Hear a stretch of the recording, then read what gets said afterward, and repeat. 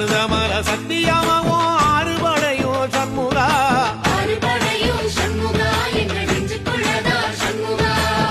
தங்கரதம் ஏறி வந்து நீ எட்டி பாறையா சண்முகா